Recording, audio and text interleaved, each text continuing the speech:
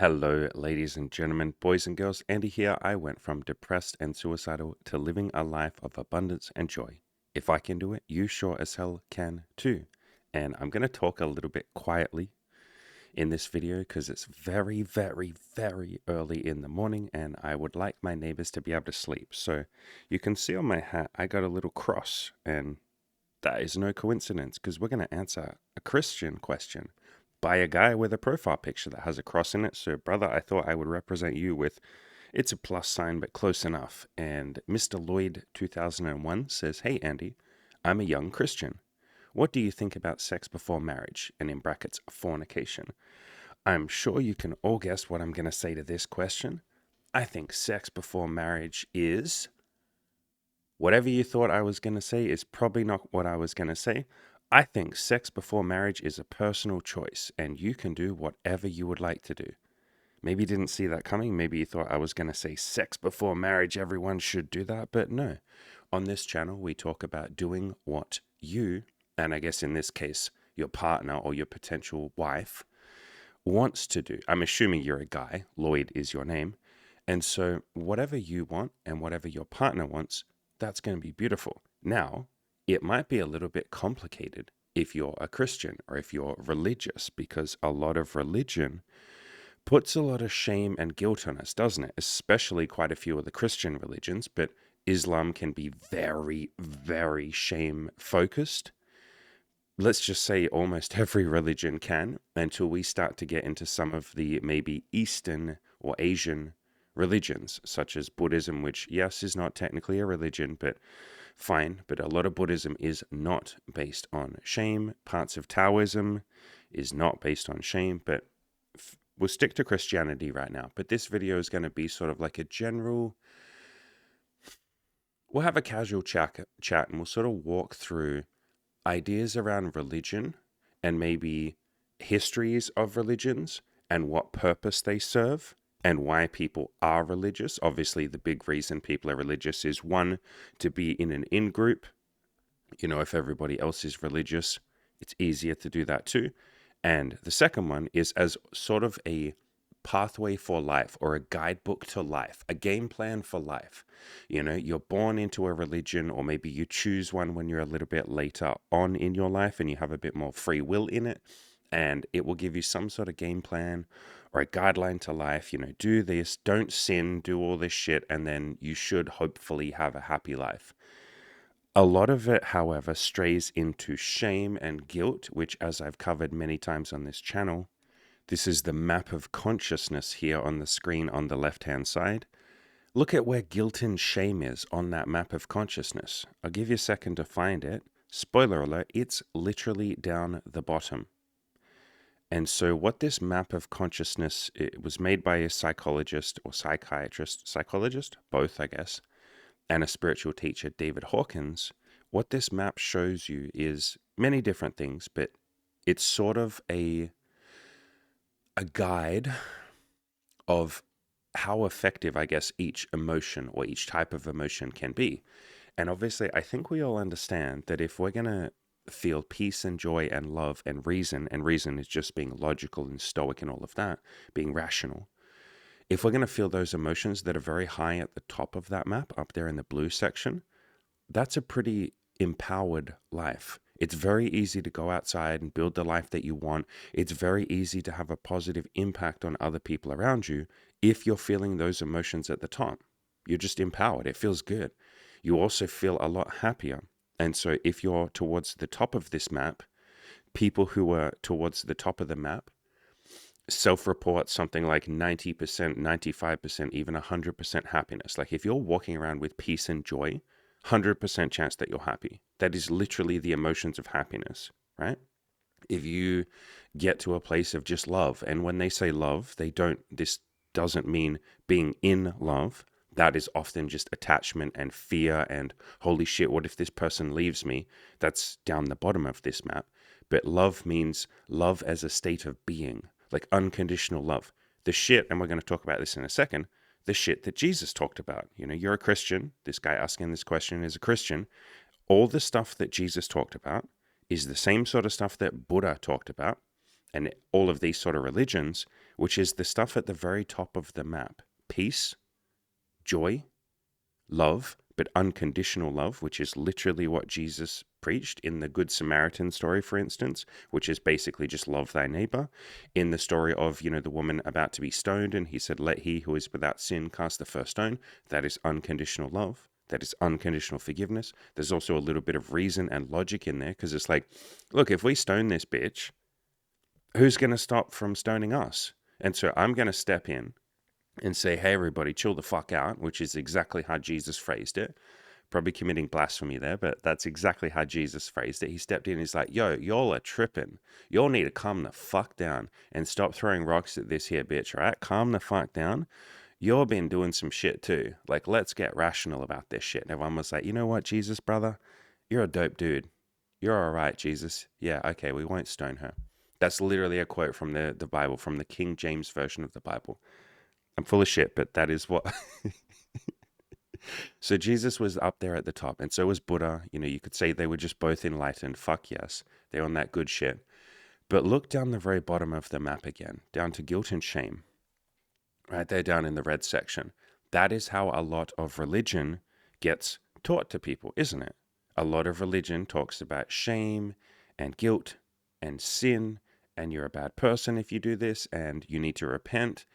And we're all born into sin. The concept of original sin is literally giving people guilt and shame as a baby when they're innocent, which is hilarious because Jesus also said on the cross, forgive them, Father, they know not what they do. When he was fucking crossed up there, chained up there, nails in his hands, crown of thorns on his head, tortured out in the sun, gonna die, literally looked up and said, forgive them, Father, they know not what they do.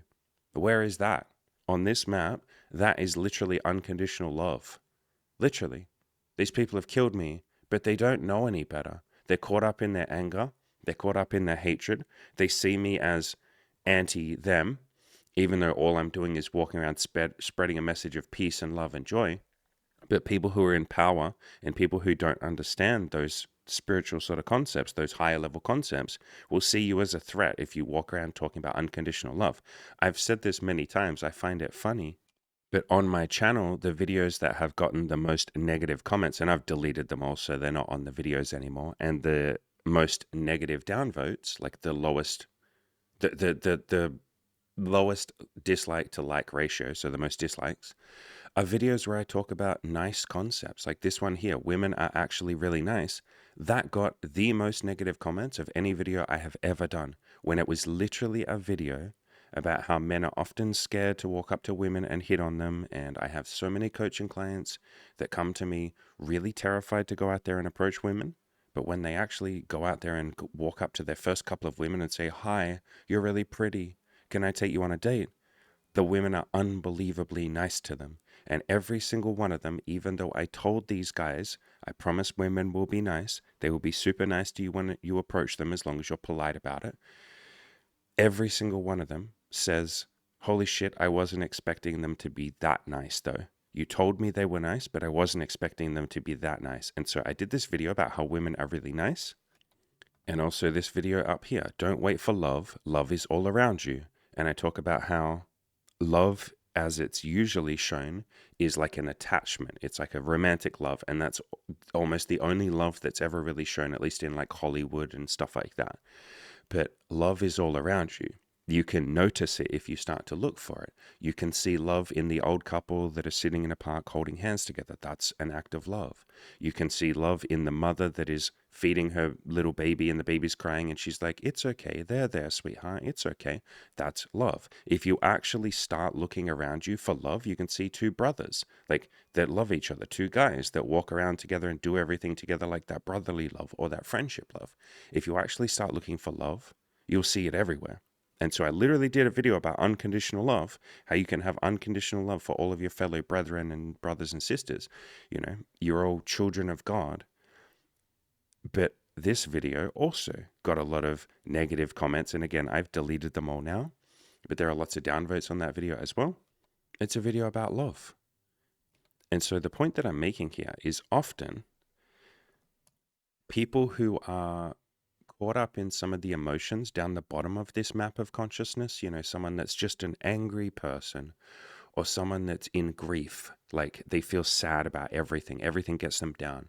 They feel like, I'm never going to get a girlfriend. It's not fair. The world is unkind. It's not fair. If you come along and talk about how people are nice, or you come along preaching unconditional love, lots of people will hate you. They will actively see you as the enemy because you are contradicting their worldview, even if you're nice about it. Even if you literally say, the world is a lovely, kind place, they'll be like, you're stupid. You don't know anything. I'm an angry person. I know how the world is. My ego is, big and inflated, and I believe I have the correct worldview. And so, yeah, that was Jesus in the Bible. Goes around preaching unconditional love and forgiveness and kindness and compassion and all of that shit. And the Romans string him up because he's antithetical. He's almost heretical to what they believe and what their ego believes. And the world at that time was full of lots of war, especially the Roman Empire, built on fucking attacking and taking over the entire world. Yeah. And there was a lot of beautiful stuff in the Roman Empire, obviously. There was a lot of reason and logic and all of that. But it was sort of a very power hungry empire.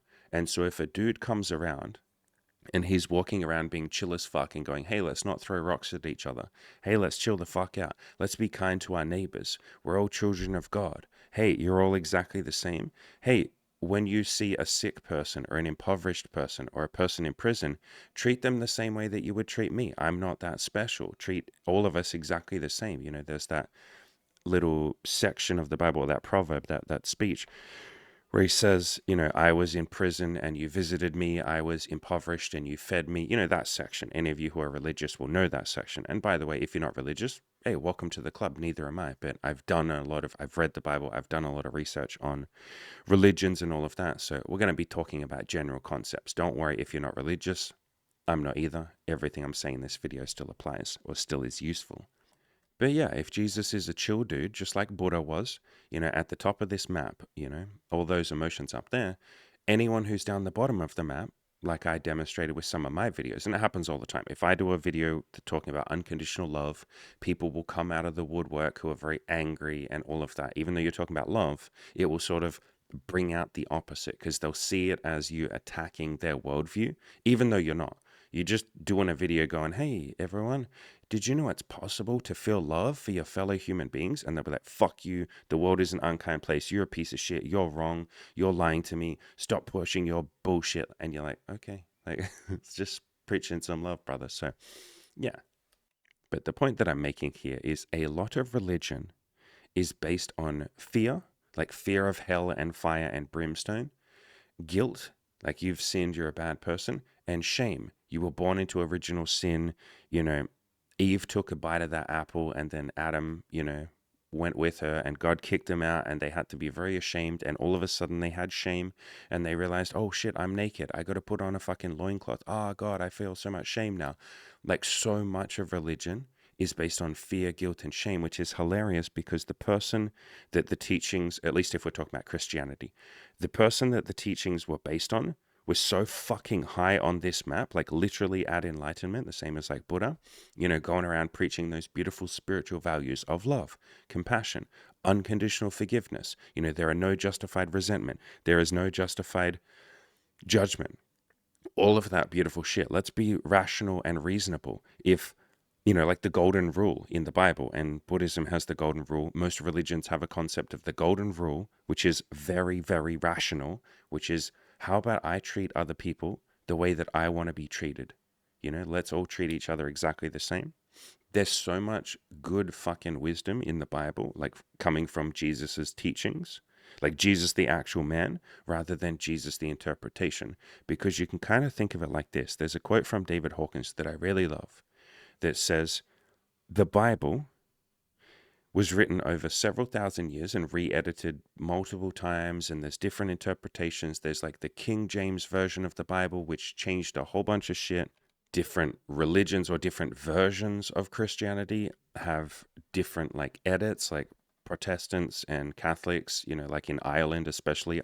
I'm half Irish. My granddad and my grandmother were 100% Irish, and they were Roman Catholics. They know very well about all of the fucking wars in Ireland, about the difference between the Protestants or Protestants and the Catholics because there were just a few differences in the Bible, because human beings, like people, came along and edited bits of the Bible and took bits out. Here's a really good bit here. Protestant Bibles have 39 books in the Old Testament. Catholics have 46. So they just remove 7 books. And then if you start getting into Judaism, like Jewish people, there's bits that are taken out. The Vatican removed 14 books from the Bible. There's like all sorts of edits that have happened. The King James Version changes little bits and pieces. And so understand whichever version of Christianity or any other religion that you might be following, it's probably been edited by a bunch of people. And so the quote by David Hawkins that I was going to say before is, the Bible, the Christian Bible, like the current version, was written over thousands of years by a bunch of people who were trying to get at what they thought Jesus said, like years or hundreds or thousands, 1,000 years after the fact, hundreds of years after the fact, what they thought Jesus said, and more importantly, what they thought he meant by it.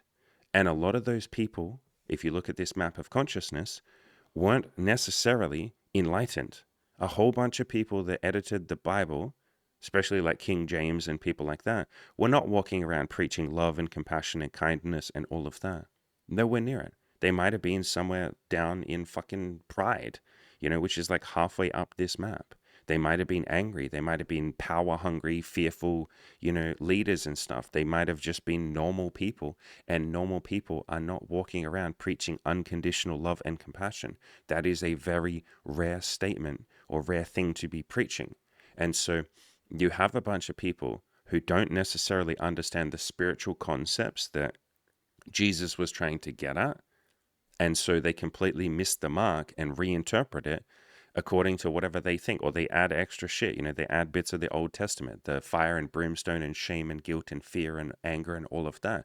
And they see a God, or they see a world that is out to get them and very vengeful. And God will get pissed off at you if you don't believe in the correct religion. If you don't follow the exact right book, God will get pissed off at you. That is not at all how Jesus talked. Jesus talked quite the fucking opposite about unconditional love, unconditional forgiveness. And so what I'm trying to get at here, I know you asked a very simple question, Andy, what do you think about fornication?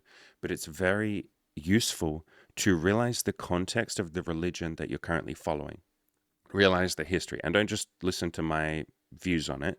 Go and do your own research. Go and read different versions of whatever fucking Bible that you're following. Read a bit of Islam as well. Read some of the Quran. Go and study a bit of Buddhism. Go and understand who the fuck Jesus was according to history. Understand the multiple people that wrote chapters of the Christian Bible, or the Catholic or Protestant or whatever Bible. Understand that different people wrote different parts of it. Obviously, if you're Christian, maybe you already know that, maybe you don't. Like Matthew and John, and who these people might have been and what their place might have been. And we don't know a lot of these people. We're trying to piece bits together from history and stuff. That's the fucking point. Entire religions, Christianity is like the branch, the group of Christianity is like the most followed religion on the planet. I think, actually, is it the most? I think it is. I think it's more than Hinduism. Yeah, it is. I just looked it up. 2.4 billion. Islam is 1.9, and Hinduism is 1.2 billion. And then Buddhism, which is not really a religion, but whatever, is 500 million. So, yeah, Christianity, the branch of Christianity, is the most followed religion. And yet, it is a whole bunch of interpretations of what people thought Jesus meant, and then people wrap an entire identity around that. And then the Catholic Church, which, yeah, I think we all know, has had its fair share of fucking things. Let's phrase it like this: things that are not high on this map of consciousness that I'm showing. Like, the stuff with the Catholic Church and hiding the crimes that they did, and all of the stuff with pedophilia and children. Where is that on this map of consciousness? Not very fucking high. Having sex with people who can't consent to it and destroying lives and then hiding that is not exactly truth or enlightenment or peace or love or joy or reason or any of that, is it? Very far from it. And so, again, I would separate religion from spirituality. And that can be difficult because a lot of people do what Jesus literally advised against, and Buddha advised against this as well. They celebrate the religion and they celebrate the trinkets and they celebrate the cross and the symbolism. They celebrate the church, they celebrate the priests, they celebrate the Vatican, they celebrate the Pope and all of that kind of stuff, but not the actual spiritual truths. And what's hilarious is Jesus literally talked about not celebrating idolatries and not making an idol of me. Buddha said the same shit, and yet there are so many fucking statues of Jesus on the cross. There are so many drawings of Jesus on the cross. People worship the cross more than the spiritual teachings, a lot of people, more than the spiritual teachings of Jesus. Like, does the average Christian or Muslim or any other religion walk around talking about unconditional love and forgiveness and kindness and compassion to all human beings? Fuck no. The average person doesn't do that either. And so, what Jesus talked about, which was unconditional love and compassion and kindness and forgiveness and all of that, most people aren't doing. The people that are the exceptions to that, they change the fucking world. You know, the people like Gandhi, Martin Luther King, the best example, Mother Teresa. And if you read Mother Teresa books, and she's written about, I think she wrote like 7 books, and then there's a couple more books. There's a lot more books about her, but there's a book that's based on her actual letters and stuff like that. Read all of that stuff. I've read all of them. They're really beautiful books. And every single one of those books is at the level on this map of consciousness of like peace and love, a little bit of reason in there as well, but lots of joy. She was someone that specifically studied Jesus and the things that he said. And that is all she talks about in her books. All she talks about is what Jesus preached: love, compassion. Jesus said to see the body of him in everybody else, like see the body of Christ in each person. What that means is, however you would treat Jesus himself, which is like, you know, you see him as like your God, you see him as like at the top. Every single person that you meet, see them as like Jesus. They're on the level of Jesus. We're all equal, basically. That's what Jesus fucking said. Jesus literally said that word. He literally said, you know, I was poor and you fed me. I was in prison and you visited me. I was, you know, dirty and you bathed me. Like that speech, he's literally saying, treat everyone the way that you would treat me. So when you see, you know, your brothers and your sisters, see the body of Christ in them. That's Jesus's teaching. And so I would go down that pathway. You know, you ask the question, you asked a very simple question, and we're talking about completely different things, but, you know, what do you think about sex before marriage? I would turn that back around on you, and I would say, take your time with this question. You know, you're not going to get the answer that satisfies you from some random dude, me, on the internet. It's bigger than that, my brother. Like, we're talking about the rest of your life and what will make you happy and all of that. You might not, by the way, get a satisfactory answer to this from your religion. Your religion might give you a whole bunch of shame and guilt. And that is, generally speaking, the Catholic or the Christian view on sex before marriage is shame, guilt, bad, don't do it, fear, you'll go to hell, it's awful, it's the worst thing ever. That doesn't seem to me like a very high up on the map answer, does it? It seems right down the bottom in fear, guilt, and shame, which was not what Jesus preached. Quite the fucking opposite. And so I would turn it back around on you, my friend. And it doesn't matter what I, Andy, think about sex before marriage. I don't have an opinion on it. My only opinion is I like to have sex before marriage. You can do whatever the fuck you want to do. But I would turn it around on you and say, what do I think about? Like you, Lloyd, and anyone else of you who might be trying to make decisions like this, rather than trying to find what you think the right answer is, you know? And I definitely wouldn't be looking towards religion for the right answer. I would be looking at religion for one possible answer, but then I would go inside myself and ask myself what I think. And if you want a really good starting place, start with the actual, literal, spiritual concepts that Jesus was trying to get across. I would look for spiritual truth that seems to be common across every fucking religion. And then I would ask myself, wait, why do all of them seem to have some concept of a golden rule? Treat others the way that you would like to be treated yourself. Why do all of them seem to have some concept of unconditional forgiveness and love towards everybody else? Why do all of them seem to have this concept that we're all children of God, we're all on equal footing, we're all equal? You know, we're all one and the same. Why do they all seem to have some concept of oneness? Like we're all one, rather than seeing that person as separate from me. We're equal, we're the same, we're one. We're joined together. We're going to build a connection. We are already connected. Why do they all seem to have these same sort of concepts? Maybe that might tell me that there's something juicy and interesting there. And so rather than getting caught up in the controlling details of each religion, you have to pray this many times a day. You have to kill the infidels. You have to see other people as the enemy. If someone doesn't follow and do everything that we teach, the church or the mosque or the religion teaches, then they're a bad person and they're going to hell and fire and brimstone.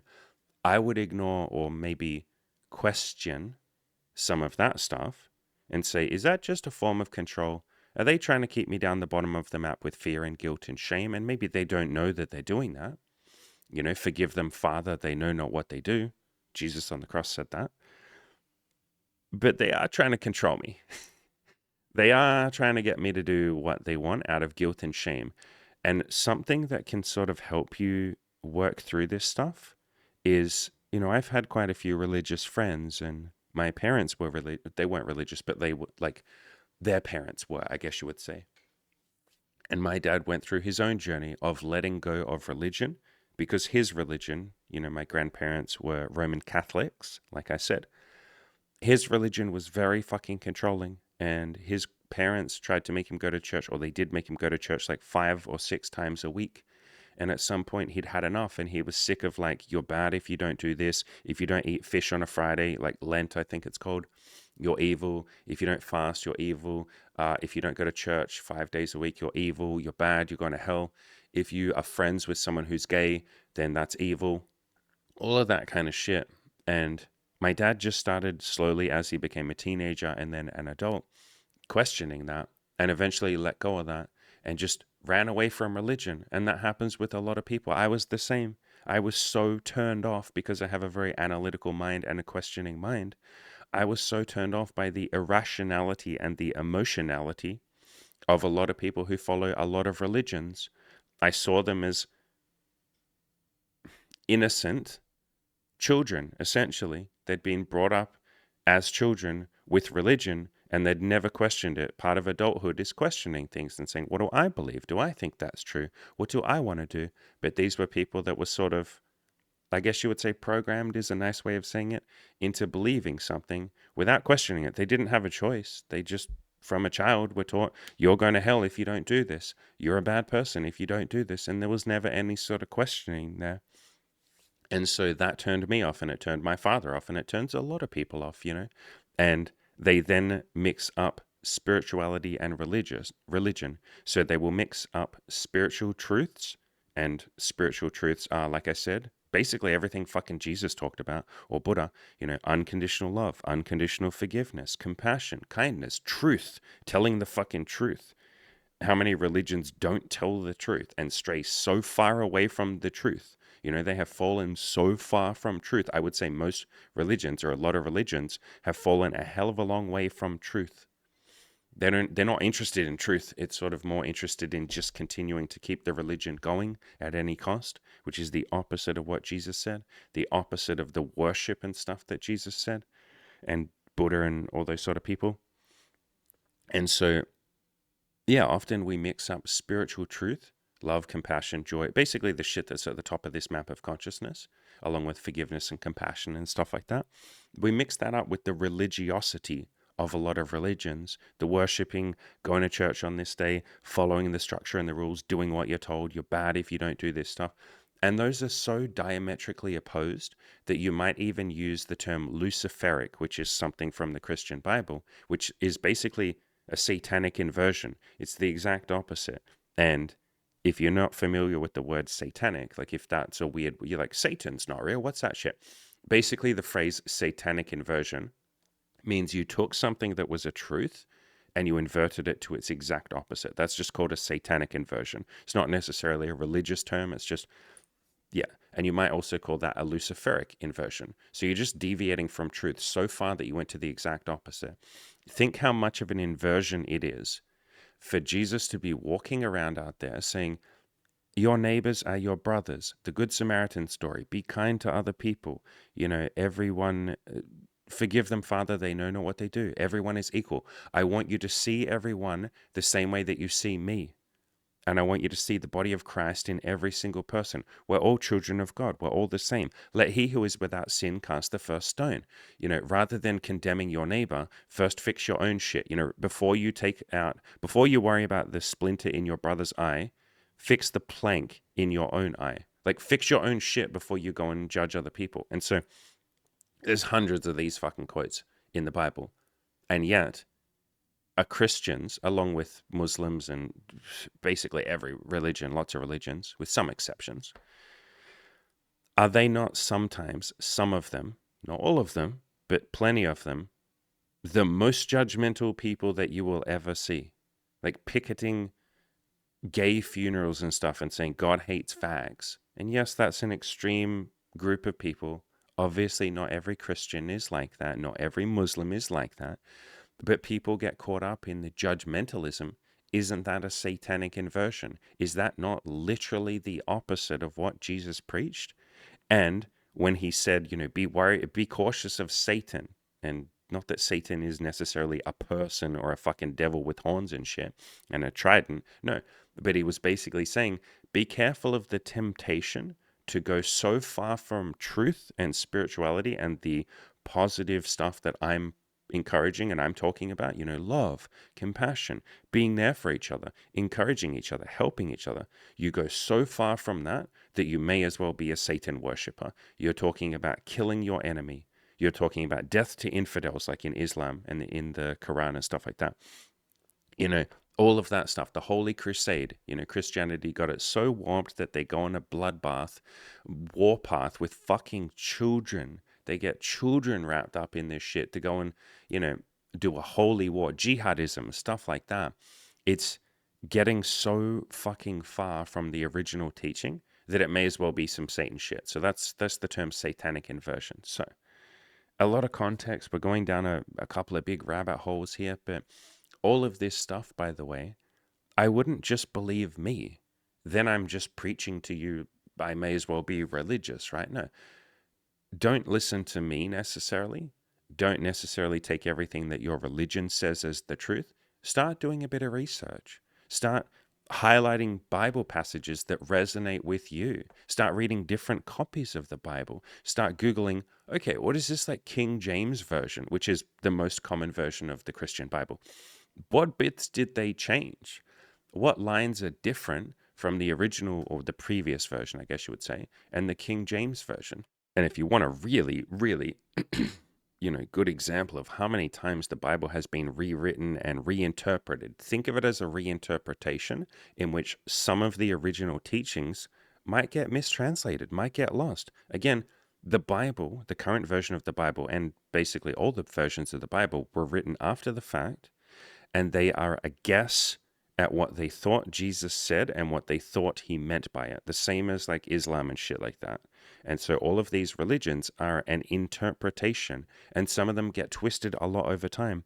There are some religions that haven't really gotten twisted or changed much. Buddhism is a really good example of that. Most of what is said in Buddhism, like the Dalai Lama, who is essentially the Buddhist version of like a pope.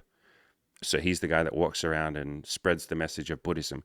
If you look up quotes from the Dalai Lama and then look up quotes from Buddha, they're basically the exact same. Like the Dalai Lama is going around fucking spreading love and compassion. That is the nature of Buddhism. Like literally the message of Buddhism, like the stated intention of Buddhism, literally like what they say is to get rid of all suffering for all human beings. And how do we do that? They talk about through unconditional compassion. Like if you want Buddhism stated in one word, it is compassion. If you want Jesus's teachings summed up in one word, it is compassion and love. So again, these are the spiritual truths, but people will sort of misinterpret it, rewrite it, change it, lose bits of it, change it into a different language, change it again. Same with like the Quran and all of these sort of things. So they all get twisted and rewritten and shit like that. But yeah, on screen you can see, if you look in this left-hand side column here, all the different rewrites and interpretations and editings and translations and all of that of the Bible over the centuries. Oh my God. And then here's like partial versions, the fucking Aramaic English New Testament, the Bible in English. Oh, we're going to cut bits out and rewrite it. Holy shit, there's New Testament, there's Old Testament. Holy fuck. And when you start to scroll down here, I'm going to keep scrolling because I'm sort of proving a point. Here's more versions. Oh my God, there's more versions. What the fuck? Remember that people have started wars where hundreds of thousands of or millions of people die over people getting caught up in their own ego of which version of the Bible is more correct. Again, the Protestant versus Catholic, Roman Catholic and all of that in Ireland. There are all sorts of, there's an entire Wikipedia page about just in Europe, how many people have fought over Catholicism versus like well, it's not versus Christendom, but versus the different branches of Christianity, and how many different wars, 30 Years' War, like all of these different wars that have been fought over people saying, I disagree with which one of these fucking translations is correct. I mean, that was fucking like Hitler and Jewish people and all of that, and Hitler thought that Christians were good little boys, but Jews were bad, over a different fucking interpretation of the same spiritual concepts. Is that not, here's the King James version, which I referenced before, which is like one of the most common versions right now. The Lambda Bible is the one that was sort of, that I would sort of start going with. But yeah, all these different fucking interpretations, and people go to war, and hundreds of thousands and millions, and in Hitler's case, many, many, many millions, like 10 to 20 million people die. Look, I'm still scrolling, ladies and gentlemen.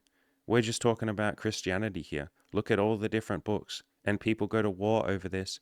People say, you're not following the right one. Which one are you? Well, I'm Roman Catholic. Well, I'm Protestant. Okay, let's go to war and kill each other. Again, I'm still scrolling. And so the reason that, and then there's a bunch of translations as well. And so what is that? Come on, that's got to be like 300. Look at this. This has got to be like 300 interpretations of the Christian Bible, or Jesus's, Christ, which is funny that the word Christ is in Christianity, and a lot of people have no interest in what Christ said. Like, they are not following the teachings of Christ. Quite the opposite. They are not unconditionally loving or compassionate, which can take a bit of practice. It's not necessarily an easy thing to do. But yeah, there's a lot of translations there, isn't there? And again, people go to war over the differences here. And so I would, as a young Christian, you, Lloyd, asking this question, and any of you who might be in a similar position, I would start reading through some of the history. I would start to become almost a historian. If this is something you care about, you don't have to do this. But if I was going to label myself something, if I was going to say I am a Christian, I would want to know about Christianity. If I was going to say I am Christian, which has the word Christ in it, I would want to be following the teachings of Christ. Like, he's the one that all of these reinterpretations and books and copies of the Bible are based on. I'd want to learn about this dude. Like, what do we know about him? What are the actual facts in history, rather than the reinterpretations and the cute stories and the cute proverbs of like, he died and then he rose a couple days later. Ignore all that shit. Like, let me actually study the proper history stuff from Christ. Let me figure out his teachings. Which teachings do we agree upon, and which ones do we think might have been rewritten? What spiritual principles did this dude talk about? Love, compassion, forgiveness. Can I come up with the principles that I think keep showing up in his teachings? Like, he keeps talking about them over and over and over again. Maybe they're important. He talks about compassion, love, kindness, forgiveness, all of that shit. The shit that we all know on some deep level, and that's how you know if something is a spiritual truth. If you look inside yourself and go, yeah, if I'm honest with myself, which can be tricky sometimes, if I'm honest with myself, yeah, I do think that truth is important. I think that lies eventually come out, and then you hurt people with lying. Yeah, I think that truth is important. Do I think compassion is important? Well, I'd want people to be compassionate to me, and the golden rule, which is pretty fucking rational, says it would be nice if other people treated me the way that I treat them. It would be nice if other people would be nice to me. Okay, let me go first. Let me be the change that I want to see in the world, as Gandhi said. Let me do the thing that I'm wishing others would. That's what Jesus talked about. Before you remove the plank, before you worry about the plank or the splinter in your brother's eye, remove the plank in your own eye. Fix your own shit. If you want other people to be nice to you, you fucking be nice to them.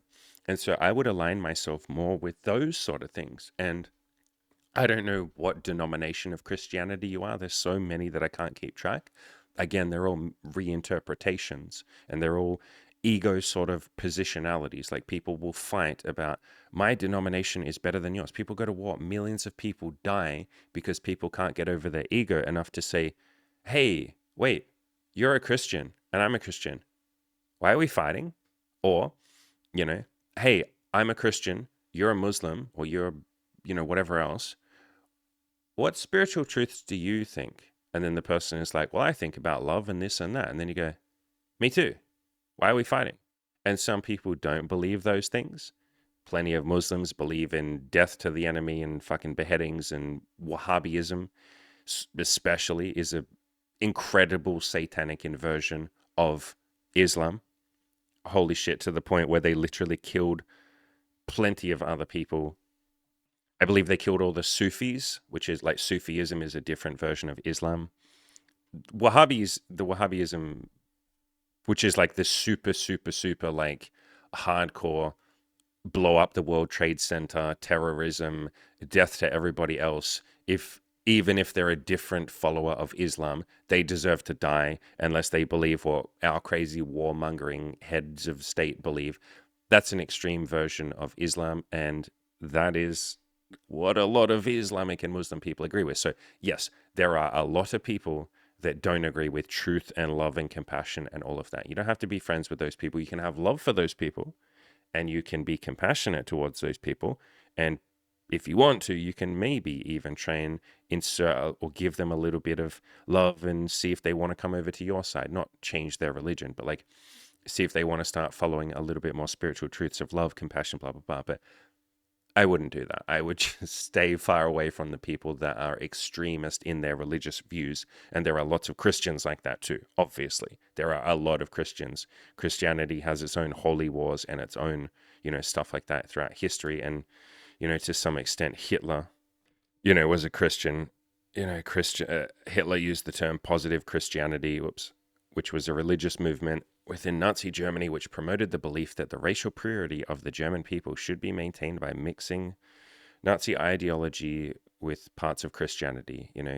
He constantly talked about how basically I'm fucking the second coming of Jesus and all of that shit. So Christianity has plenty of fucking history, people in history, figures in history that took it to the extreme too. So there are plenty of extreme people in religion, obviously.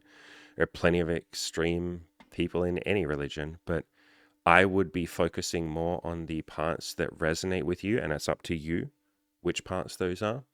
And so, all of that context, 42 minutes of context to wrap around to sort of answer your question, which is, go and do a bunch of research, my friend. Go and think deeply about everything I've just told you, or don't. It's your life, do whatever you want, but you might want to.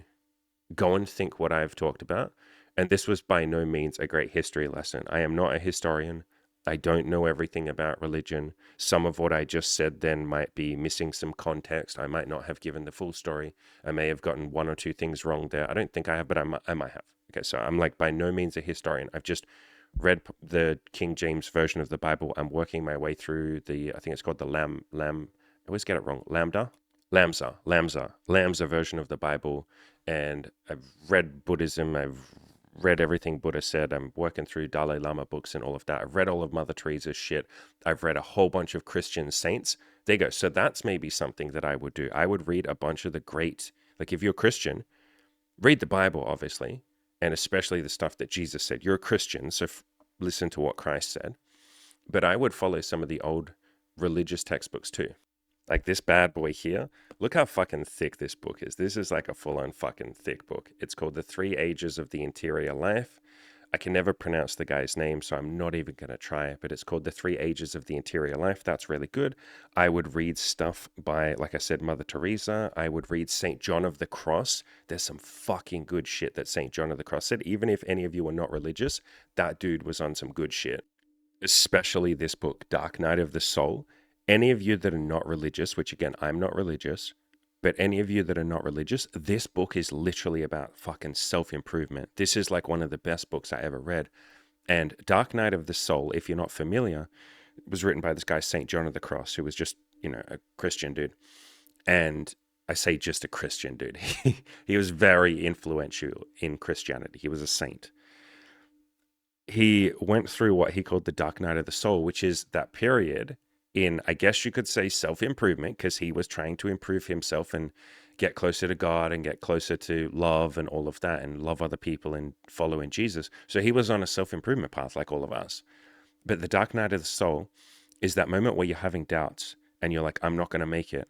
I'm feeling like I can't do this. I don't know if I'm ever going to get there. Maybe I'm not worthy. Maybe I'm unlovable. That's called a dark night of the soul. And so he wrote about that and talked about that and how to make it through. And so this book, it's a religious book, but it's so fucking relevant to self-improvement. Mother Teresa went through her own dark night of the soul, and her doubts lasted for decades. And so there's lots of people that go through this dark night of the soul. It's such a good book for self-improvement. But then this book is pretty great too. It's called Ascent of Mount Carmel. If you're religious, definitely, if you're Christian, definitely recommend that book. I would definitely recommend studying and researching this young lady. Her name was Saint Therese of Lisieux, and she was a very big influence on Mother Teresa. You can see they have a very similar name. That's because Mother Teresa took her name. And she also went by the name the Little Flower. And Mother Teresa also sometimes would call herself God's little flower. So this woman, really interesting book that she wrote, or a diary. She was given, or she had a disease, an illness, really early in life, and was dying, and knew that she was going to die. And her book and her diary is basically her working through that and going, does God love me? Like, why did he give me a terminal illness? And her working through all of that and seeing the positive in it and going, you know what? Maybe I can have a positive influence on other people. Maybe I can bear this suffering with courage and with love. And I won't say, oh, it's not fair. Why is this happening? I'm a victim. No, I'll hold my head up high and I will bear this suffering and I will be a light for other people. And she influenced Mother Teresa. So I would read her book. Her book is just called The Little Way, or you can read the autobiography. This lady here, Saint Teresa of Avila, and she's a different woman from, I know they have similar names, but different woman from the one I just mentioned. This one here, The Interior Castle and the Way of Perfection, but especially The Interior Castle, I would fucking read that. And again, for any of you who are not religious, that book is such a fucking good example of self-improvement and the journey through self-improvement. Because what you can see is a lot of these saints, this woman was a saint, a lot of these people that were sainted were on a self-improvement pathway, the same as all of us. Their goal was what they call spiritual perfection.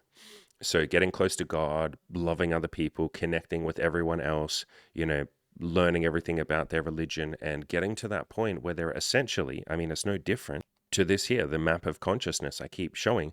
They were basically on a pathway of unconditional love and enlightenment. They were basically seeking enlightenment. That's sort of what spiritual perfection or Christian perfection means in the Christian sense in throughout history.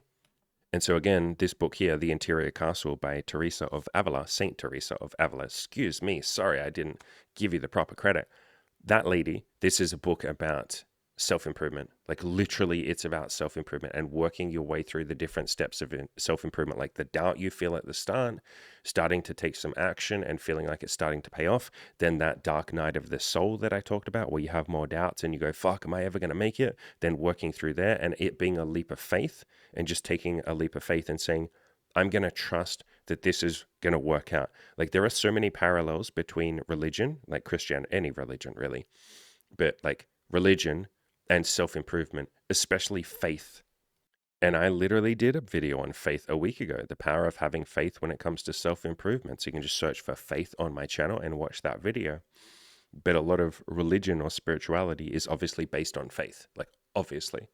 And now that can often get hijacked and people say, just have faith and trust me and listen to me, bro. And then they'll use that as a form of control. Like a lot of religion does that. The faith is hijacked. But faith in a self-improvement sense is, I will take steps to improve myself, but I'm having faith that the person giving me advice is correct. Like almost everything we do in self-improvement is based on faith. You're having faith that I hope I can improve because they improved and they're telling me what to do. And so if I just follow what they're saying, hopefully it'll work. That's faith. That's literally just having faith. And so, yeah, I talk about faith. But this book, The Interior Castle, also talks a lot about faith. Another really great book for you is Confessions or The Confessions of St. Augustine, which is a book. You can just get it as a book. And it's a really good book, again, on self-improvement and Christianity. And this guy talked a lot about love. He was kind of like a little bit like Mother Teresa. And so he writes this really nice book. It's really easy to read. It's really fun to read. Going through his history as a baby and how he didn't quite, like, he went through a period of like atheism, or like, I don't know if you'd call it atheism. I guess it was atheism. Well, he was just like not super interested. It wasn't atheism. It was like doubts, I guess, as a kid. And so he went through that, and then eventually he's like, all right, what's this spirituality shit? Let me like do more of that shit. So there's a really interesting book, and it is a book about love, and he talks a lot about love. A lot of these people that I'm showing on screen, like, I'm only showing you people that are, you know, on this map of consciousness. I am only showing you people that are up there in the blue section. I am specifically only showing you religious figures. That's part of why they were sainted, because they talk about love and peace and compassion, the shit that Jesus talked about, you know? But again, a lot of the Bibles don't talk about that shit. A lot of it does. Like, a lot of it does talk about the Jesus shit, but a whole lot of it talks about right down the bottom, that shame, that guilt, that fear, that anger, that vengeful God, that jealous, insecure, vengeful God who's like, don't you dare worship a different God or I'll get insecure. Don't you dare read a different version of the book or I'll get insecure. They paint God as this like fucking insecure child that can't handle you ever doing anything naughty. He'll get mad if you do. Like, that is just not the way that all of these saints and people that I'm showing you on the screen talk. It's not. Okay, some of them do from time to time, but for the most part, they talk about love. And if you want someone that talks unconditionally about love, that would be my favorite of all, Mother Teresa. Oh, she talked literally about love. And if you look up all of her books are fucking amazing. Holy shit, I love her books. Even if you're not religious. Again, I'm not religious, but her books are so great. No Greater Love is literally a book about love. Come Be My Light is literally a book about love. In My Own Words is pretty good. A Simple Path is about how to just start taking some baby steps and start helping people, and, you know, having a bit of faith that it will work out, and just giving love. That's a really good one. This one here, The Joy in Loving. This one here, Spread Love. Are you sensing a theme with this bitch? Where there is love, there is, I think, hope. No, where there is love, where there is God. And my favorite quote of all of hers: I am a little pencil in the hand of a writing God who is sending a love letter to the world. That, if I was going to be a Christian, that is the kind of message that I would want to align myself by. It wouldn't be the shame. It wouldn't be the fear. It wouldn't be like, oh, you're going to hell because you didn't eat fish on a Friday, or you didn't, abstain from eating for Ramadan or whatever it's called. You're going to hell. You're going to fire and brimstone. Now, fuck that trash. I'd be out there writing a love letter to the world, and I would choose to see, and it is a choice, I would choose to see the love and the compassion and the kindness parts of my religion, rather than like the fire and the hell and the brimstone and the shame and the guilt, people projecting their own ego onto the teachings of someone that lived several thousand years ago and misinterpreting it. Another great quote from this lady: not all of us can do great things, but we can do small things with great love. If you judge people, you have no time to love them. Peace begins with a smile. We fear the future because we're wasting today. Yeah, get to work. She was very big on just like getting to work. Yesterday is gone. Tomorrow has not yet come. We have only today. Let us begin. Every time you smile at someone, it is an action of love, a gift to that person, a beautiful thing. Kind words can be short and easy to speak, but their echoes are truly endless. The most terrible poverty is loneliness and the feeling of being unloved. It is not how much we give, but how much love we put into giving. A life not lived for others is not a life. I prefer you to make mistakes in kindness than work miracles in unkindness. If you find happiness, people may be jealous. Yes, they will, Mother Teresa. Be happy anyway. I alone cannot change the world, but I can cast a stone across the waters to create many ripples. Love is a fruit in season at all times and within the reach of every hand. So this, if I was going to be a Christian, or if I already was a Christian like you are, this is the kind of shit that I would be aligning myself by. And there's a reason that this lady had a positive impact on the entire world and is still talked about today. There's a reason she won the Nobel Peace Prize, and she didn't even want to accept it, because she's like, nah, this isn't me. This is the homeless people. They're the people who are impoverished. They are the beautiful people that are giving me a lot of love. I walk around the streets and they give me love. All I do is give them some food. I don't deserve a Nobel Peace Prize. I'm going to accept it on behalf of them. She specifically said that in her speech. She's like, I'm unworthy of this. This isn't about me. I'll accept it on behalf of the homeless people and the downtrodden and the forgotten and the unloved. So if I was going to be religious, this is the kind of shit that I would align myself with. And so to bring it all back around and to maybe summarize, you asked a very simple question. What do you think about sex before marriage? The very simple answer is I have sex before marriage and I like it. You can do whatever you want. And that is what I'm leading to, my friend. Everything that I have said here today, don't just listen to me. Don't just replace, you know, your religious figures who enjoy the power that they have sometimes. Not all of them, but there are lots of priests out there who really enjoy the power. There are lots of churches out there who really fucking enjoy the shame and the guilt and beating other people up and getting to be pious. There's a lot of piousness, where you're sort of like holier than thou, which is the exact fucking opposite of what Jesus talked about. How many people in Christianity and every other religion think that they're better than other people because they go to church on Sunday and they follow the rules better and all of that? What are the fucking deadly sins? Let's have a little look, shall we? See if we can find one. Pride, also known as hubris or futility, is considered the original and worst of the 7 deadly sins on almost every list and the most demonic. I'll just let that sit there for half a second. Pride is considered the strongest or the worst or whatever word you want to use of the 7 deadly sins. How much of religion is based on pride? How many people who follow religions are incredibly prideful to the point where they will say, ha, I'm better than you. You're going to hell. Yeah, those fuckers can go to hell because they don't believe in my. People start wars. Pride is basically the main reason that any war starts. The ego pride. How many millions of people have had to die so that the ego and the pride can have its fun little game and its time in the sun and get to say, I am right. I am a good Christian like fucking Hitler. Although it might be argued that Hitler just used Christianity, but fine. There's tons of other religious people who start wars. Millions of people die on that war or on that religion. That's pride. And so we can. So what I'm trying to gently guide you towards is don't listen to me. I'm just some fucking dude, and sometimes I just have opinions like anybody in your religion might. Don't listen to my opinion. I'm just some dude. I wouldn't necessarily listen to the opinions of the people who currently have power and pride sometimes in your religion. I would start reading through some of the saints that I showed you on the screen. Those are all really amazing books. All the ones I showed you. There's probably a whole bunch more that I'm forgetting. Just Google. Okay, I would go through the Wikipedia page. Like just Google list of saints Christianity, and it will show you a lot of the Christian saints. But there are also some early Christian saints, this article here, that might get missed out on. And so I just go through, and you don't have to go through all of these. There's like a lot of people. I think there's like 1,000 people or something that have been sainted or canonized. No, sainted. I forget what it's called. Canonized. Anyway, the point is there's a lot, but you can just Google like saints, famous saints books. Yeah, there's my man, Saint Augustine. Mother Teresa will be in here somewhere. Yeah, there you go. Down there.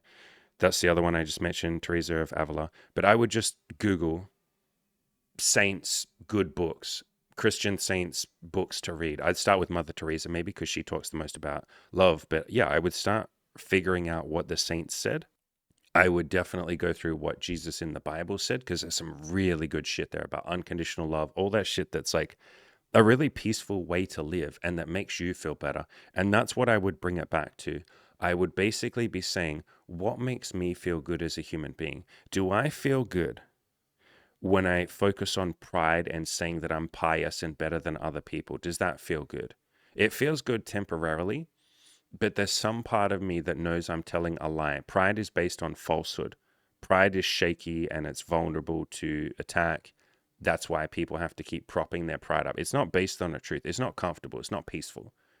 Pride is a very uncomfortable position to be in because you feel like you have to defend it constantly. It hurts. It's painful. It doesn't feel good for the other person as well. And bring it back to that golden rule.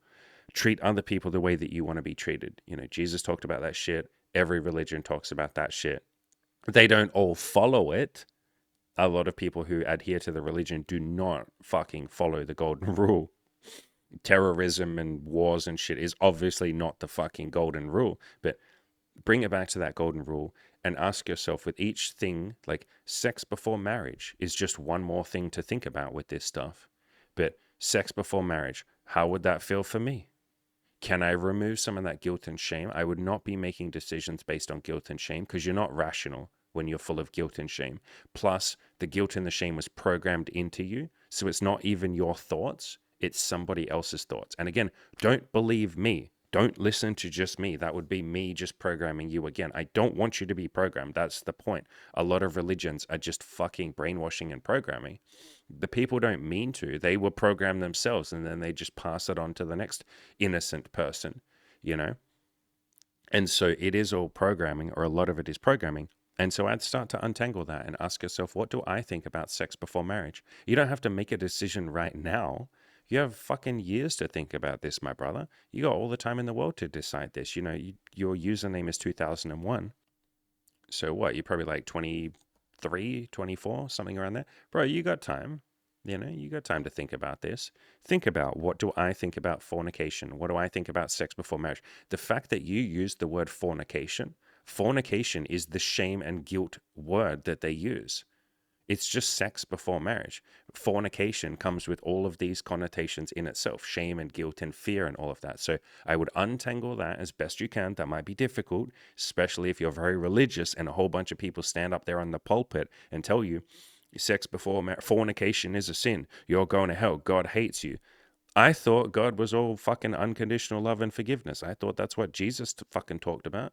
But the Bible is a very confused book, would be a very good way of phrasing it, because it was misinterpreted, like I showed you, or it was reinterpreted and translated and written over hundreds of years by many different people. There's hundreds of versions of the fucking book, and there are so many bits that are added that literally contradict other parts of it. The Bible and lots of religious books are like this. The Quran is like this so much. Every verse in the fucking Quran starts with Allah the Almighty and all forgiving.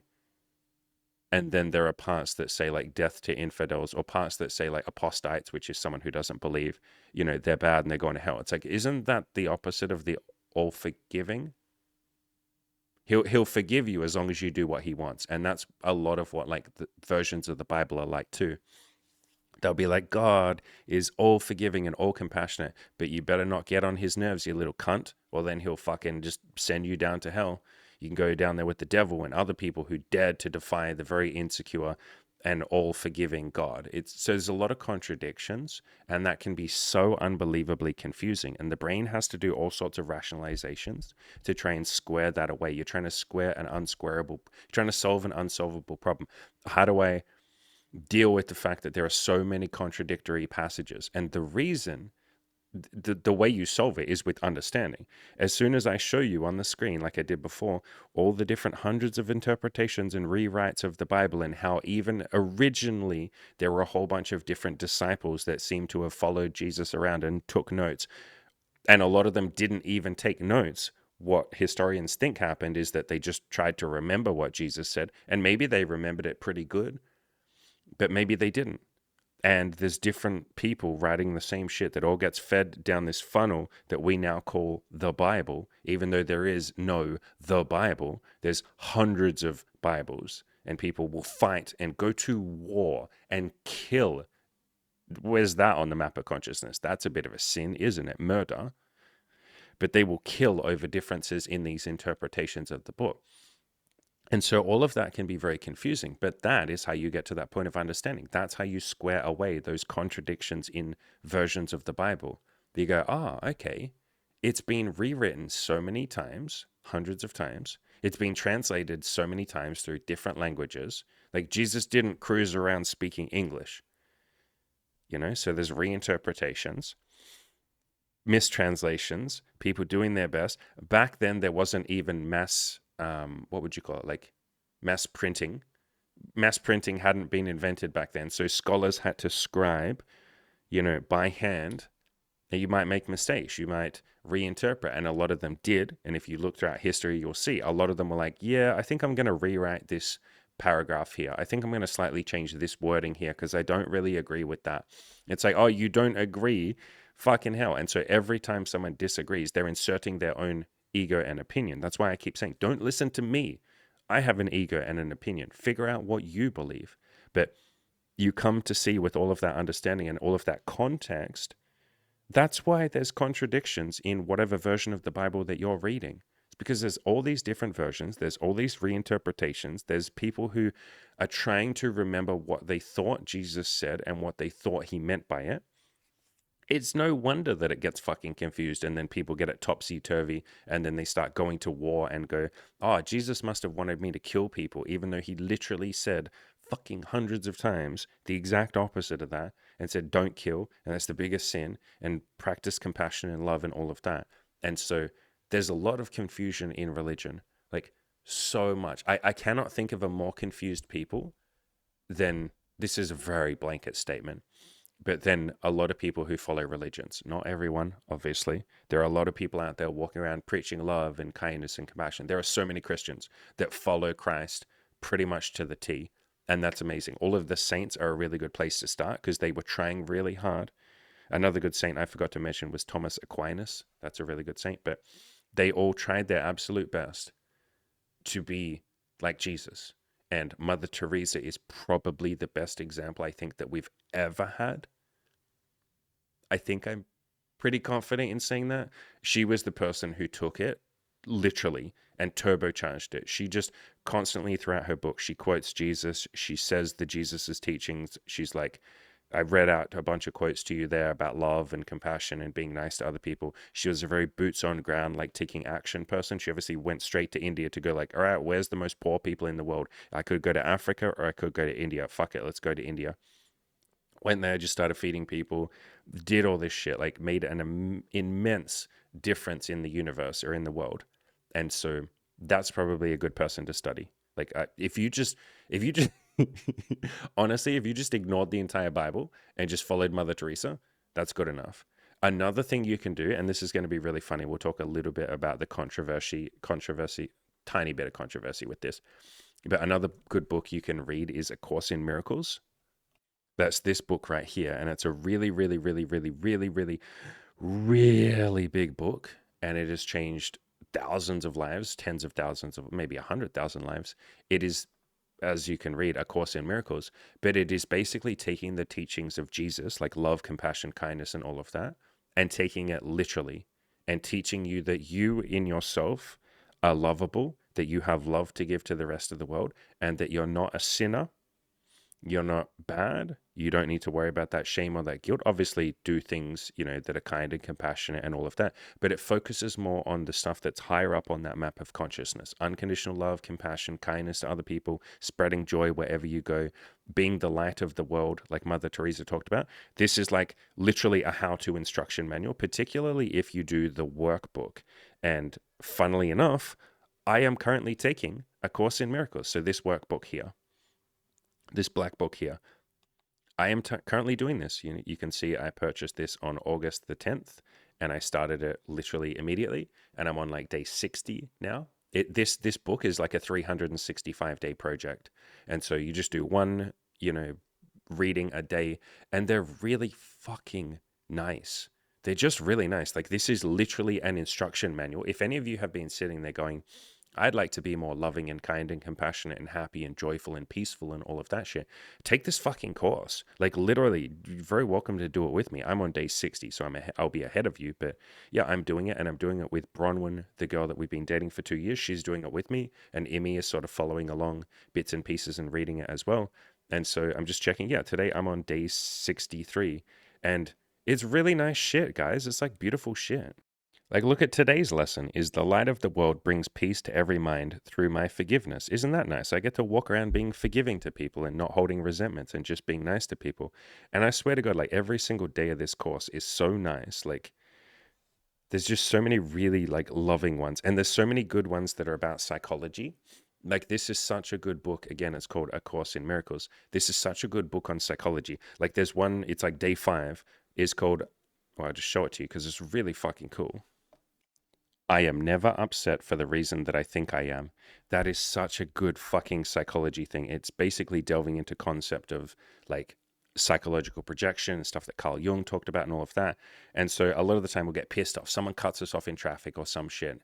You think you're mad at that person. It's like, nah, deep down you're mad because you fucking hate your job and you don't think your wife is very pretty and she doesn't really respect you and the kids aren't listening to you. And then this guy cut you off in traffic, and that's just the trigger for your underlying anger. And so there's a lot of like psychology in this book, but it talks about how we get stuck on the past. Like there's an entire day where you talk about or you focus, you identify all the times when you're stuck on past thoughts and you're reminiscing about the past. There's several days where you talk about how you're obsessed with the future and you're worried about the future and you can't stop being anxious and worrying and all of that. There's ones that get you very close to connecting with other people. Like there's one that's basically like, it says, I'm not alone in experiencing my thoughts. And what it talks about is whatever thoughts you're having where you're like, I'm angry or I'm upset. It's like, that's the human condition. Everybody else has thoughts where they're angry or they're upset. And so it's not you by yourself suffering. They can relate to you. So reach out to them and ask for help and all of that. So it's a really fucking good book. It's just like such a fucking great book. So again, it's called A Course in Miracles. You want something religious, fucking read this book. This is like the closest thing. Like if you're wanting to follow the teachings of Jesus, which you're a Christian, you probably do, I would grab A Course in Miracles, like this workbook, or you can grab the original version. And there's lots of different versions. There's like the original version, there's like a Made Easy, there's like this version. It's been rewritten like a whole bunch of times, but they're all basically the same thing. I just like the workbook, this one here, because it's like a 365-day project. It's very easy to follow and all of that. But yeah, grab A Course in Miracles and read everything Mother Teresa read, and then go through the Bible and just highlight anything Jesus said, like or that we believe he said. But all of that is pretty much spiritual truth. And if any of you listening are not religious at all, good job listening with an open mind all the way to the end here. Again, I'm not religious at all, not at all. But there are so many, like if you're sitting there and going, what does spiritual truth have to do with anything? The more you follow spiritual truths, the more successful you are. Like the spiritual truths, again, are things like be honest, tell the truth, practice compassion and kindness to other people and treat them the way that you'd like to be treated. Just with those alone, that's a recipe for a pretty fucking happy life. If you just go around being fucking chill and nice to people like Jesus was, he just walked around being a pretty fucking chill, nice dude. If you just cruise around being a nice dude who tries their best not to judge people or to judge people as little as you possibly can, if you just work on that love shit and give love to other people want to be around you. They want to see you fucking win because you're nice. You're just like a chill, nice person. And yeah, there'll be some people that are jealous. Jesus talked about that. He was obviously crucified for that.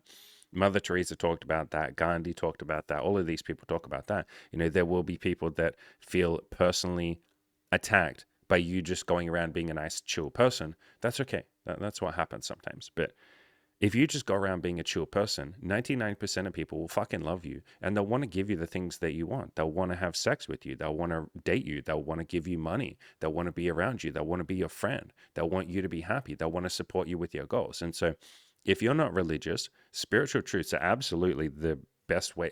I don't know if best, that comes with a lot of judgment, doesn't it? But spiritual truths are the best way that I've ever found to live my life. And if you want one statement that probably resonates with the most human beings on the planet, it is the golden rule. Treat other people the way that you would like to be treated yourself. That's just like a great starting place. But yeah, I would read A Course in Miracles if you're interested. I would read all of Mother Teresa books. And it's funny, I talked about some of there's a tiny, tiny bit of controversy, not with a lot of people. Most people agree A Course in Miracles is literally a book based on Jesus's teachings. But there's like a little controversy section. This bit here, and it's only a couple of people, but they basically say like the Bible and A Course in Miracles are incompatible. And if I'm going to consider the Bible literally true, then anything that deviates from that, like A Course in Miracles, would have to be viewed as demonically inspired. That's hilarious, given hilarious to say the statement. If the Bible were considered literally true, which version of it, genius? There are hundreds of versions of it. So any of those other versions of the Bible, any of those other rewrites from the original versions, well, they must be demonically inspired. So just one or two people that think that, but for the most part, A Course in Miracles seems pretty good to me. It seems pretty helpful. And again, if you have listened all the way to the end here and you have no interest in religion, that's incredible. I'm really fucking impressed that you listened with an open mind. That's amazing. And to this guy, Mr. Lloyd, yeah, like I said, I mean, first of all, really good job opening up about this, but I would go and ask yourself what you think and take your time with that, brother. There's going to be a lot of people trying to convince you of shit, and nothing I've said here today is me trying to convince you. If you watched this whole video and said, everything Andy said, I fundamentally disagree with, I think he's demonically possessed and I think he's stupid, great, brilliant. Hey, go do you, my brother. I will be probably one of the few fucking religious, I'm not religious, but one of the few people, if you're religious, who in your life who's probably going to tell you, bro, like, what do you think? Like, you literally came to me and said, Andy, what do you think? Why do you give a fuck what I think? I've probably given you an interesting history lesson, but that was what I wanted to do with this video. I didn't want to say to you, well, I think that you should have sex before marriage, young man. Like, you need to just fuck. Don't be a pussy. Go get laid, bro. Like, no, I'm not going to tell you what to do because there's probably a lot of fucking people in your life telling you what to do and inserting their ego and their pride onto you and their fears, their fear of judgment, their fear of sin, their shame, their guilt. Again, so much of religion is shame and guilt and fear based. Like, oh my fucking God. Like, almost most religion, like, at least in Christianity, a lot of it is. Let's just say it like that. Same as Islam. Holy shit. But I would sort of start saying to yourself, what do I believe? Like, I'm more interested in what you believe. And you don't have to reply to me, like, at all. But, like, I'm more interested. I would be asking yourself, what do I believe? And if you don't know, then start researching. Start following Mother Teresa. Start highlighting Bible passages from Jesus. Start figuring out, or researching what interpretations are there. How did they rewrite this Bible? What is the King James Version? What is the most popular version? All right, what is this Islam thing? Let me at least Google parts of the Quran and see what's in there. Let me Google bits of Buddhism. Let me Google some Taoism. What's this Hinduism shit? It's like the third most popular religion. What do these people believe? Are there any overlaps? Actually, I'll leave you with one final thing. There's a really good book on this. This book here, it's called The Perennial Philosophy by Aldous Huxley, and he wrote a couple of really good books. But this book is basically this guy, the best way of phrasing it would be this guy looked at all of the major religions and tried to see the philosophies that are perennial. And perennial is like a plant or a flower that's just grows all year round. So basically he was trying to see what philosophies, what ideas keep showing up time and time again in religions, across different eras. Like, maybe those things that keep showing up, if they keep showing up, maybe there's a little bit of something there. Maybe there's some truth there. Maybe that would be a helpful way to start living your life. And you don't have to, but maybe that would get you the things that you want. You'd be happy. You'd influence other people in a positive way. You'd leave a positive mark on the world. And so this book is a really, really, really, really good place to start with, maybe, of some of the things that I'm talking about here. This is like almost your gateway into like researching, okay, what are the ideas that keep coming up? But yeah, I would look outside just Christianity. And it doesn't mean you have to convert to like a Buddhist or some shit, but I would start looking outside of Christianity because it is very fucking limited. It is unbelievably limited in its current modern day approach, and the way that it is peddled, usually through the church, is very limited. You would almost be better going straight to the source, like Jesus, like the quotes from anything that we think Jesus said or anything of that nature. And I would go through Mother Teresa and people like that and read some of the saints. Like, I would trust think of it like this. Okay, here you go. Here's what I'll leave you with, Mr. Lloyd. Who do you trust more? Jesus, the person that the entire fucking religion is founded upon, or some random cunt in your church? And he might be a great cunt, but some random dude in your church standing up there. Who do you trust more? Like, you're Christian, who do you trust more? And there's an obvious answer to that. And even if any of you are non-religious, who do you think was more likely to be telling something that was worth listening to? Some random fucking Joe Blow down at the local church who's standing up there preaching to everybody? Or Jesus? And even if you're not religious, you can't deny that we are still talking about this dude 2024 years later. That's a mark on history. that very few people have ever made. Maybe there was something worth listening to, or at least like worth exploring that, or at least understanding, wait, yeah, I'm not religious. I have no interest in that. But like, why are like 2 billion people following some dude from 2000 years ago? I mean, usually people talk about like, okay, boomer, I'm not going to follow someone from fucking 30 years ago, 50 years ago. Why is this guy from like 2000 years ago still relevant? Same with Buddha. Buddha wasn't much after, I believe he was after Christ. I think so. Either before or after, I can't remember. But they're within like a couple, I think it was after. They're within like 100 years of each other. Why are we still talking about Buddha? Why are there 500 million people that directly follow Buddhism and a whole bunch of different influences, like, all around different cultures, like Zen Buddhism in Japan and shit like that? Why are we still following that dude? Like, why? You can't deny their impact on the world. Does that not trip you out a little bit? Like, we're not fucking following what Caesar did. We're not following like any of these people. People are following Christ and Buddha. Those are two really good examples. There's other ones. There's like Krishna and fucking like Muhammad and shit like that. But like, why are we following Christ? There might be something interesting at least to figure out there. So yeah, Lloyd, I would ask yourself, who do I trust more, the random person standing at my church or Christ? And you can even go a little bit further than that. And that's why I'm showing you all the old Christian saints. Who do you trust more? Some random dude at a church, or someone who was literally canonized by the religion itself? Like, they thought this person was so important that they canonized them. And if you look into the process of becoming a saint, it's a very long, drawn out process. It takes like 100 years. I think the average length to become canonized or a saint is like 80 years or some shit. Some people go faster. Mother Teresa's one was sped up, but I think she's like the only exception. Usually it takes like 80 years or some shit. So it's like a big fucking process. They're obviously important to the religion itself. The religion itself deems them important enough to make them a saint.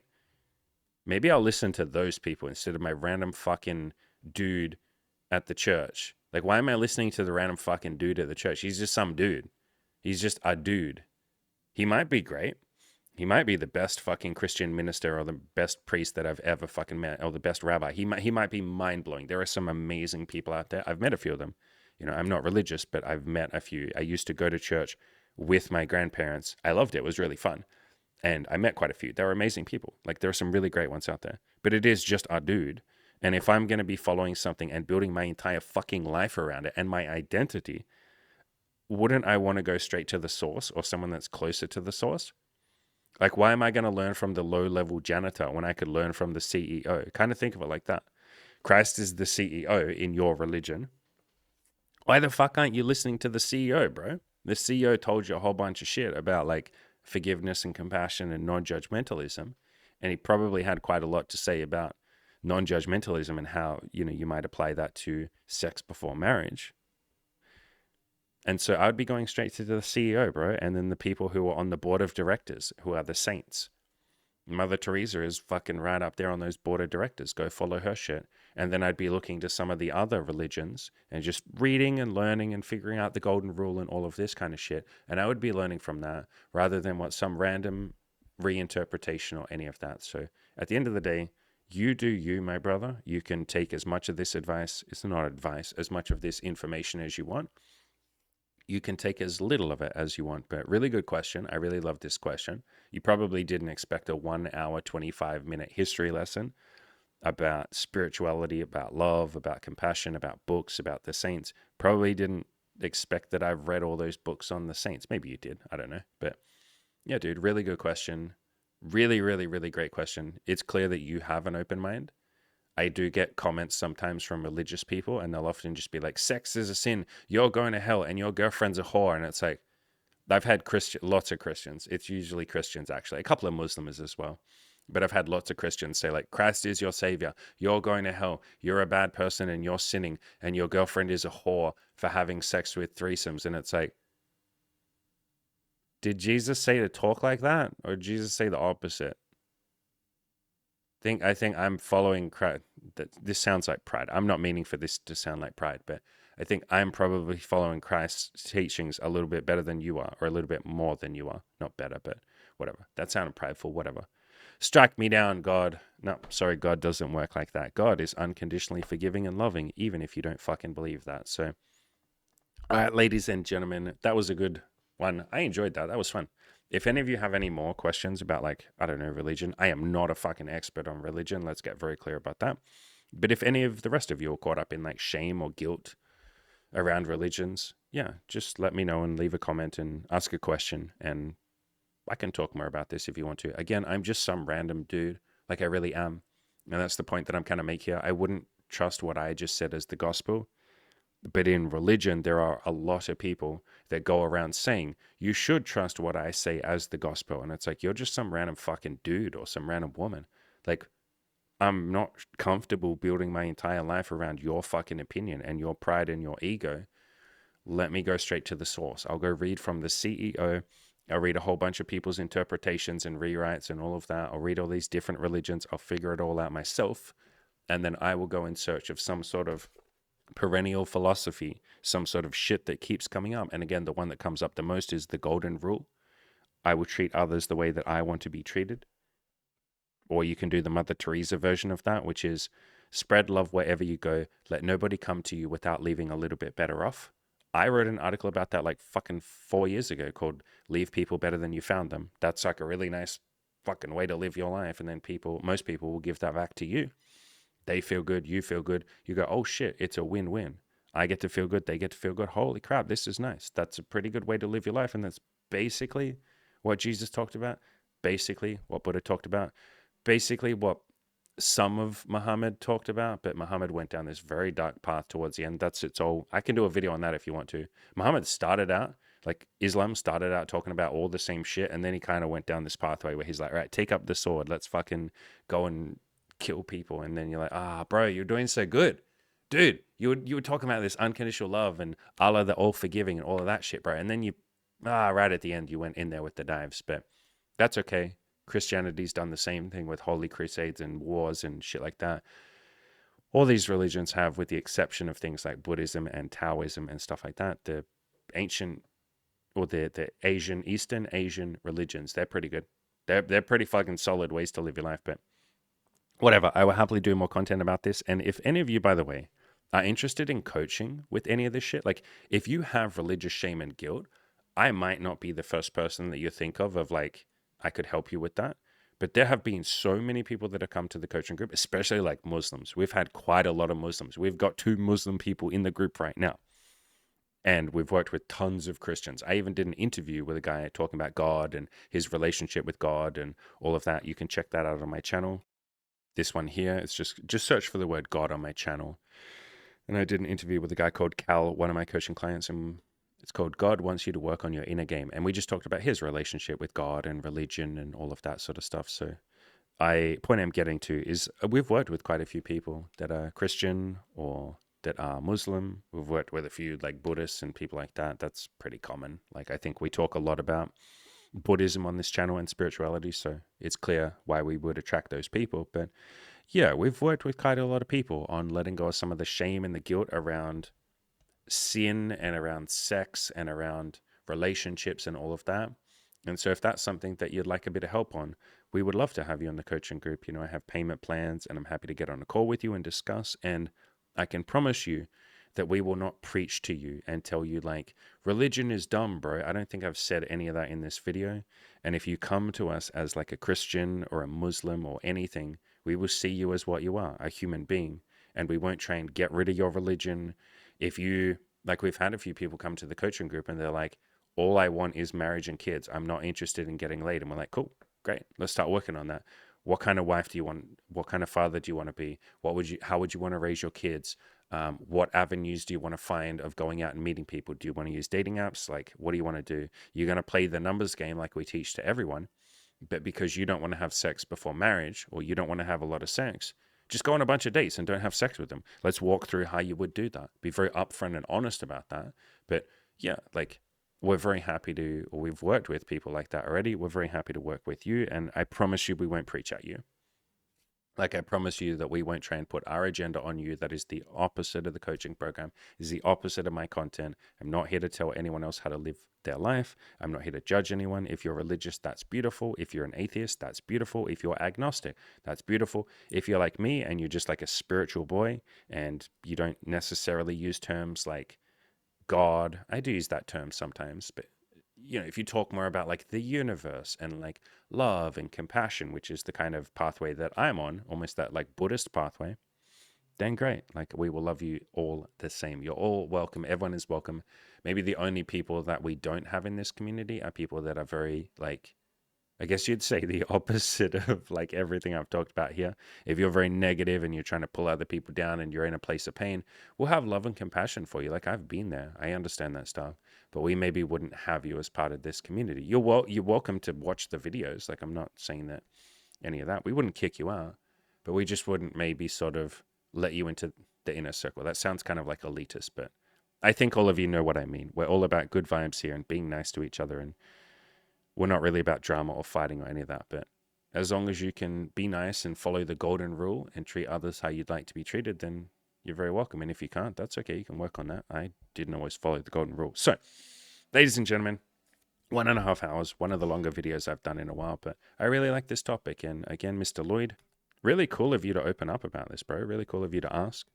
I appreciate that you asked me this question, that you, I guess, trust me enough to believe that I won't be very judgmental and tell you like, bro, Christianity is stupid, religion is stupid, bro, go fuck before marriage. Like, yeah, no, I'll never be like that. But good job opening up, bro. And you're doing a good job. And go away and do a bunch of research, do a bunch of reading, do a bunch of thinking, do a bunch of talking to multiple different people, talk to hundreds of people, figure out what you believe, bro. And at the end of the day, if you want a very simple answer to this question, this is my belief. If you have sex before marriage, that could be a great thing. If you have sex, if you wait till marriage, that could be a great thing. Either way, it could be a great thing. Figure out what you want to do and then do it, bro. There's no correct way to live your life. At the end of the day, we're all just kind of making it up as we go. And maybe the only things that guaranteed bring us happiness are things like love, compassion, forgiveness, the golden rule, etc. That seems like a pretty good rule book for life. But yeah, as for the answer to this question, I don't think it really matters as much as you think it does.